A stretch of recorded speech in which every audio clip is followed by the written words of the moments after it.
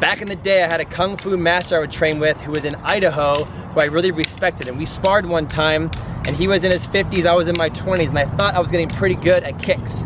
I went for a high kick to his head. He sunk and hit me in the groin so hard, it put me down on one knee, and it showed me that experience and timing and skill is more important than youth and strength.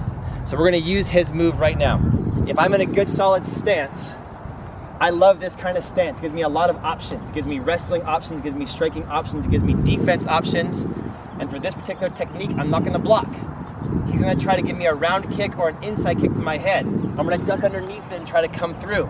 And you guys can work on this with your colleagues in your class 10, 20, 30, 40, 50 times per class.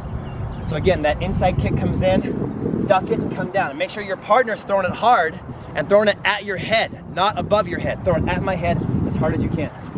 Duck it and come through. And you're not gonna use my legs. So use those legs, duck it, come down that way. Again, come through, duck it, come through that way. And when I get used to how kicks look coming at you, they're not so scary anymore. The problem with most human beings is they never have punches or kicks or attacks being thrown at them. So when they are, they freak out. Like a 15-year-old kid driving on the freeway for the first time. They don't know the language of the freeway. They get freaked out. In the Matrix, only certain people could read the code. Blonde, brunette, redhead. And this right here is the language of the martial artist. The kicks, the punches, the attacks being thrown at you. So once you're comfortable with the code, you no longer see attack. You just see freeway lanes, you see exit ramps, you see speed limit signs, you see interchanges, and it's very calming. When the kick comes in, it's just a matter of ducking it and getting through.